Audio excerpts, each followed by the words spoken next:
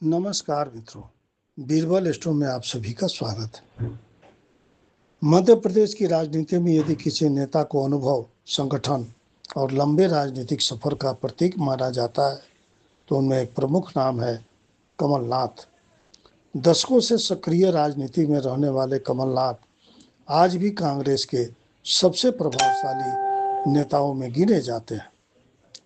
लेकिन बड़ा प्रश्न यह है, क्या कमलनाथ की राजनीति अब भी सत्ता प्राप्ति की राजनीति है, या उनका सबसे महत्वपूर्ण अध्याय अब राजनीतिक विरासत को आगे बढ़ाने से जुड़ता दिखाई देता है।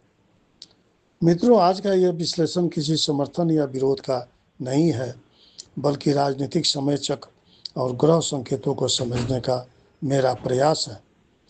यदि कमलनाथ की राजनीति को देखें तो उनकी सबसे बड़ी शक्ति उनका अनुभव और राजनीतिक नेटवर्क रहा है।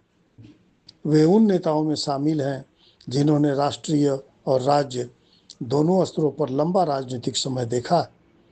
इसी कारण पार्टी के भीतर उनका प्रभाव लंबे समय तक बना रहा। मित्रों, राजनीति में लंबे समय तक शीर्ष पर बने रहने वाले नेताओं के सामने एक ऐसा समय भी आता है जब उत्तराधिकार का प्रश्न महत्वपूर्ण हो जाता है।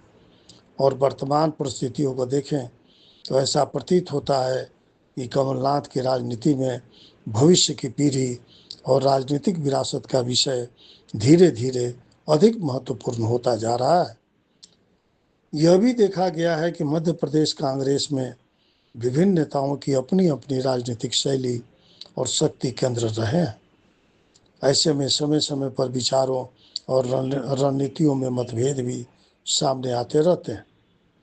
यह किसी एक दल की नहीं, बल्कि लगभग हर बड़े राजनीतिक दल की स्वाभाविक प्रक्रिया होती है। यदि वर्तमान समय को देखें तो कमलनाथ एक ऐसे नेता के रूप में दिखाई देते हैं जो अभी भी अपने अनुभव और संपर्कों के बल पर राजनीति में प्रभाव बनाए हुए हैं। लेकिन साथ ही नई पीढ़ी के नेतृत्व के उभार और बदलते राजनीतिक वातावरण के कारण उन्हें नई चुनौतियों का भी सामना करना पड़ सकता है। मित्रों, ग्रह संकेतों की दृष्टि से देखें तो यह समय विस्तार से अधिक संरक्षण का समय दिखाई देता है।